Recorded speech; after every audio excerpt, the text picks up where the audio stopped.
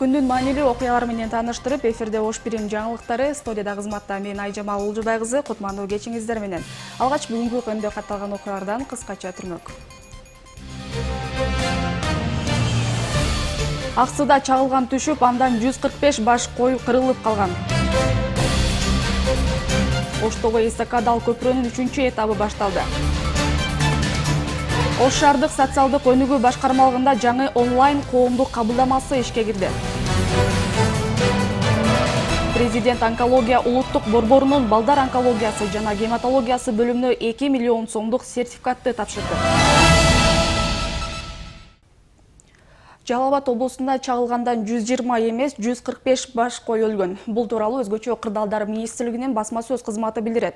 16 июнда Аксы районунун Ак Жол аймагына караштуу Ак Суу айылынын тургундары 600 баш коюн Токтогул районунун Кашка Суу жайлоосуна айдап бара жатышып, Каракөл шаарынын Лескозуна караштуу Суук Дөбө жайлоосуна жетишкенде ташка чагылган түшүп 145 баш кой zoодон ыргып кеткен. Анын ичинен 115 баш койду союп, кардын жарып алган. Калган 30 баш кой белгисиз болууда. Союлган койлорду эртеси ээлерине ошол жерден таркатып берип, калган койлорду андан ары айдап кетишкен.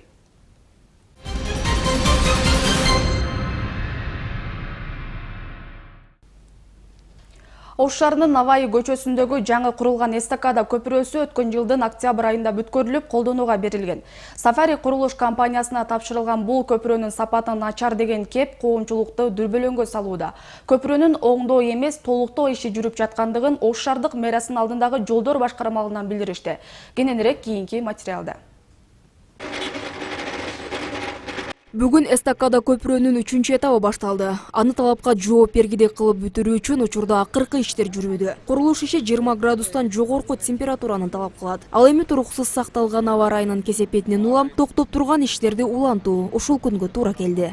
Биздин бул Наваи көчөсүндөгү сөздөрдү ар кандай берип атпайбы?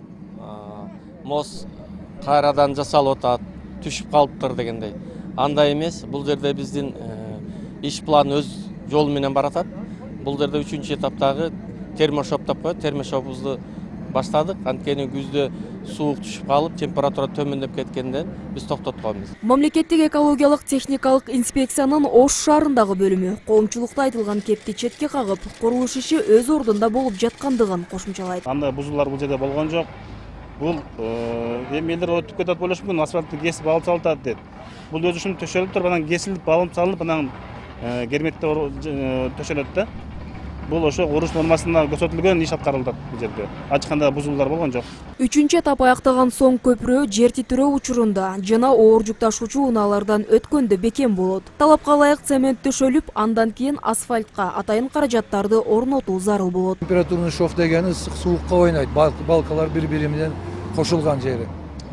Азыр асфальт басылгандан кийин асфальттын ичинде 50 сантиметр кеңийликте штраба кесилип, штрабанын ичине специально жасалган, мына Россиядан алып келдик, герметик деген материалыбыз бар. Ошол шебин менен 180 градуска кызытып туруп, шебинди 200 градуска герметикти кызытып туруп, 2 мм, 2 сантиметрден кабат-кабат кылып салынып чыгат герметик. Курулушту 10-15 күн аралыгында бүткөрүү пландалууда. Кошумчалай кетсек, өткөн жылы Оштогу эстакада көпүрөсүнө Кыргыз-Орус фондунан 600 миллион сомдон ашуун каражат бөлүнгөн. Мэрия көпүрөдөн 105 миллион сом үнөмдөп, быйыл ал каражатка шаарда дагы 2 көпүрө курулуп жатат. Айчурок Каныбек кызы, Нуржигит Чолпонбаев, Ош Бирим жаңылыктары. Эми түштүк аймагындагы жарандар түрдүү социалдык маселелери менен министрликке түз байланышка чыга алышат. Атайын орнотулган видео байланыш жарандардын өз көйгөйлөрүн ачык айкын министрге жеткирүүгө мүмкүнчүлүк түзүп берет. Анткени Ош шаардык социалдык өнүгүү башкармалыгында жаңы онлайн коомдук кабылдамасы ишке кирди. Кененирээк кесиптешим Кенжебү Мамасадыкова айтып берет. Силерге турба берилген семьяда автоунаа бар болсо, ушуга жөлөкпөй алса болобу, болбойбу ушуну. Кара Суу районунун социалдык жардамга муктаж 6 жараны жана Ош шаарынын 3 тургуну бүгүн Ош шаардык социалдык өнүгүү башкармалыгына келишти. Негизги максат эмгек жана социалдык өнүгүү министрлиги менен түз байланышка чыгып, өздөрүндөгү маселелер боюнча суроо берүү. Аймактагы элдердин үнүн министрликке түз жеткирүү максатында ачылган онлайн коомдук кабылдамасы. Бул ар дайым туруктуу иштейт.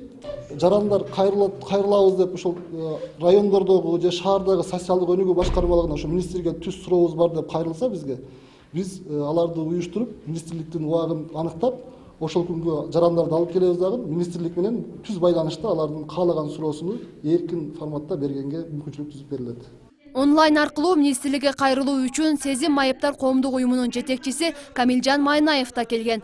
Ал адистердин Кара Суу районунда мүмкүнчүлүгү чектелгендер үчүн ачылган тигүү цехине техникалык колдоо көрсөтүүнү суранат.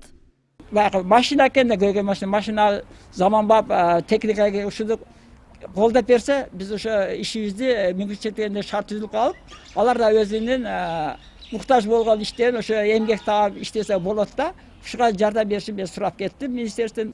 Социалдык өнүгүү башкармалыгынын министрлик менен бир ай ичинде бул 3-чү жолку онлайн байланышы. Бул убакыт ичинде Ош шаарынын 12 тургуну өз көйгөйүн адистерге айтып, канааттандырарлык жооп алышкан. Албетте бизге келип кайрылганда биз деле тез чечип ошондой иштерди аткарып келгенбиз. Бирок алар именно ошол Бишкек менен байланышып, именно министрлик менен ошол биздин суроолорубузга жооп берсе дегендей ойдо болгон үчүн биз аларга деле баягы жооп барып, анан кайра келип бир болбоду дегенде 3 күн, 4 күндүк немелер болуп кала турган болсо, азыр эми мына дароо эле ошол моментинде эле угуп атышат. Мыйзам чегинде жоопторду. Айрым суроолорго түз жооп берилгени менен кээ бир маселелер иликтенип, министрликтен 14 күндүн ичинде кат келет. Онлайн коомдук кабылдамасынын ишке киргенине 1 айдын жүзү болду. Каржылоо Бириккен Улуттар уюму тарабынан жүргүзүлгөн. Кабинетти көрсөтүштү. Ошол кабинетке биз ремонттон өткөздүк. Мебелдерди коюп бердик, анан тийиштүү ор техникаларды алып бердик. Жалпысынан где-то 200 миңден ашуун акча сарпталды ушул жумуштарга. Ушундай эле коомдук кабылдама, ушундай эле оборудованиялар менен жабдылган бул министрликтин өзүндө бар.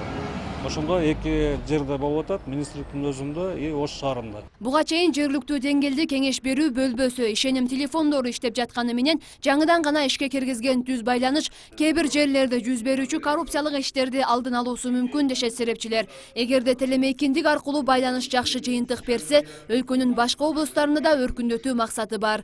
Кенжебек Маматсадыкова, Кудайберди Дыйканов, Ош Берим жаңылыктары. Ош шаарынын билим берүү башкармалыгы жаңы окуу жылынан тартып номер 23 Панфилов мектеп гимназиясынын окуучулар жана мугалимдер жамаатын шаардагы номер 29 Калелин орто мектебине көчүрүүгө буйрук чыгарды. Бирок башкармалыктын бул чечимине ата-энелер комитети макул болбой жатышат. Ата-энелер көчүп бара турган мектеп окуучулары үчүн өтө ыңгайсыз экенин жүйө келтиришүүдө. Толугураак кабарчыбыз токтолот.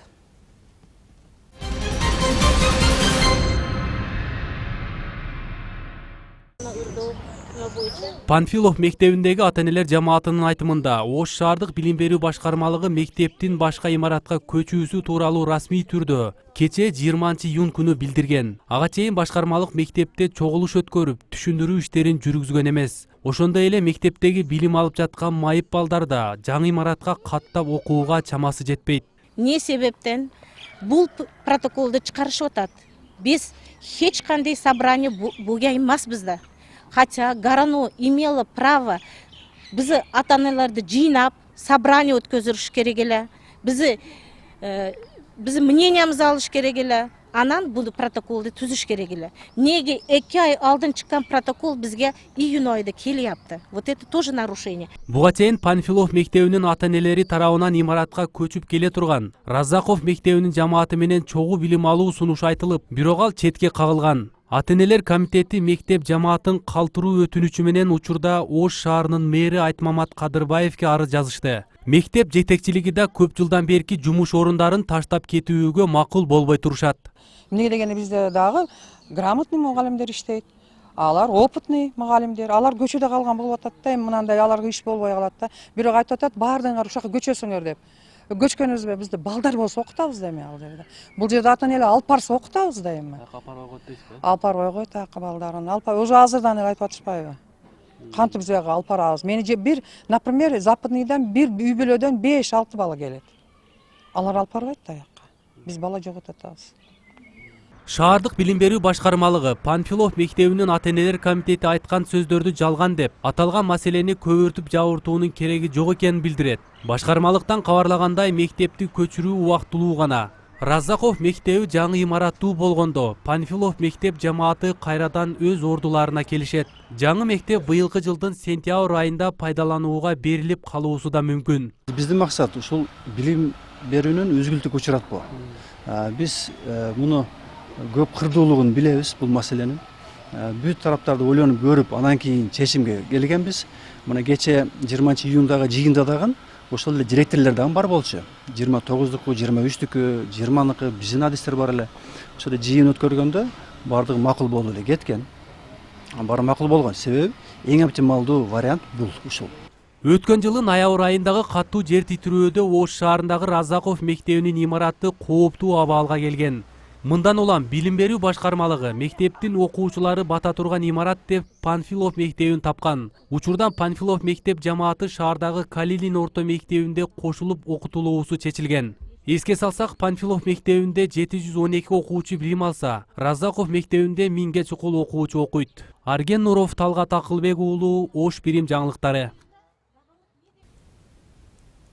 Бүгүн президент Алмазбек Атамбаев онкология улуттук борборунун балдар онкологиясы жана гематологиясы бөлүмүнүн башчысы Гүлнара Жунушалиеваны кабыл алды.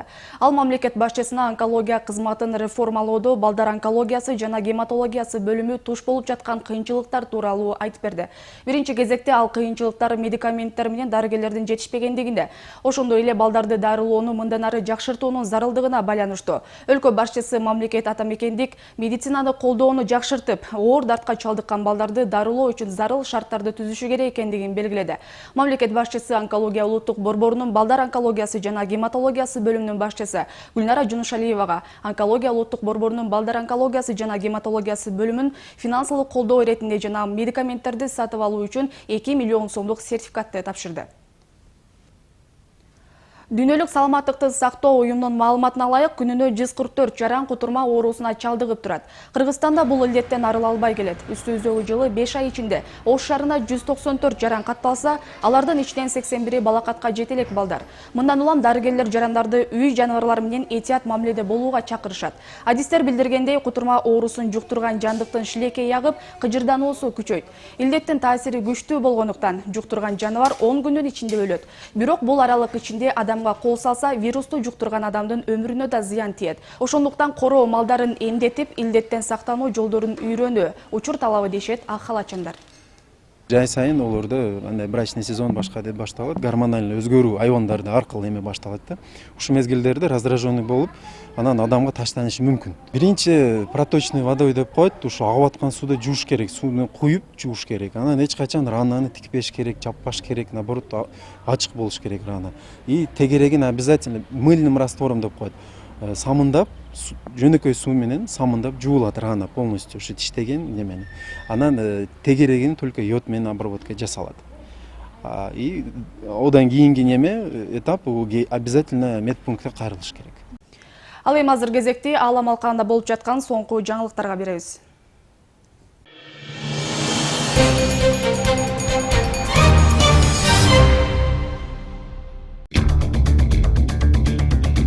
Орусия аскерлери жакынкы аралыктагы ракетага каршы коргонуу системасын ийгиликтүү сыноодон өткөрүштү.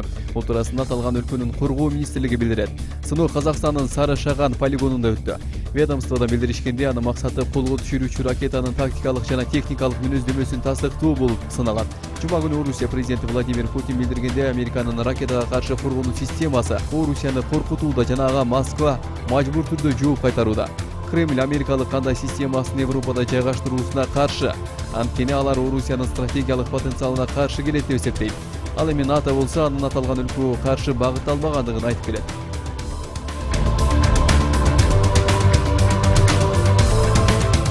Азербайжан президенти Ильхам Алиев менен Армения президенти Серж Саргсян Тоолуу Карабах жаңжалын жөнгө салуу максатында Петербургда жолугушту. Сүйлөшүүлөргө Орусия президенти Владимир Путин да катышты. Эки өлкө лидерлери апрелдин башында Тоолуу Карабахта кыска убакытка созулган кандуу атышуудан кийин экинчи ирет жолугушууда. Орусиянын тышкы иштер министри Сергей Лавровдун айтымында 3 президент бирдиктүү билдирүү жасап, чырлуу аймакта абалды калыбына келтирип, эки өлкөнүн байкоочуларынын санын көбөйтүүгө макулдашышты. Алиев менен Сарыксян буга чейин майда Венада жолугушкан болчу. Армяндар көп жашаган Азербайжандын курамындагы Тулуу Карабах 1990-жылдардын башында эгемендүүлүгүн жарыялаган. Аны Армения колдоп чыккан. Азербайжан аймакты көзөмөлүнө алууну көздөйт. Согуш маалында 30 миңдин тегерегиндеги адам көз жумган. Азыркы тапта ого катышуунду токтотуу боюнча макулдашуу болсо дагы дипломатиялык жол менен жаңжалды жөнгөрүү анчалык жыйынтык бербей келет.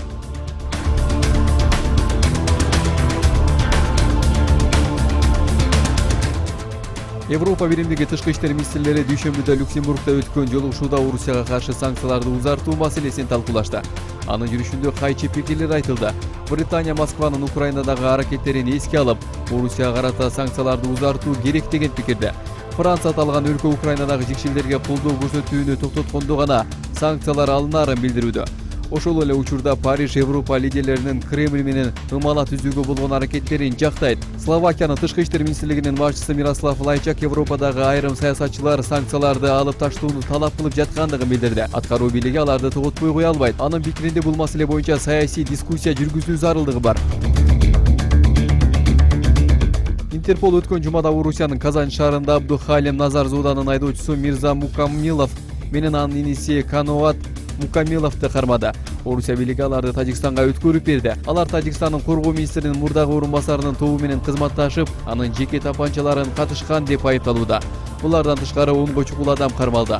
Алар өлкөдөн качып кеткенге чейин аталган бир туугандар менен байланышы болгон деп күнөөлөнүп жатат.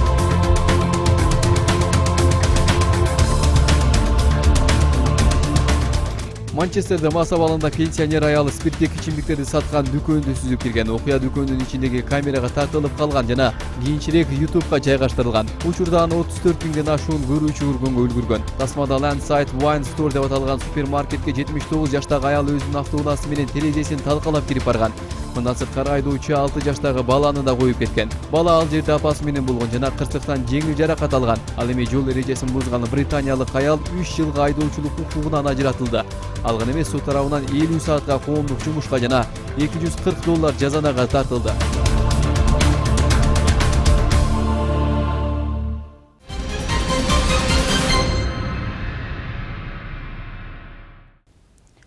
Кыргыз Республикасынын футбол боюнча курама командасынын коргоочусу Темирлан Кузубаев Сербиянын Раднички Ниш футболдук клубуна өттү.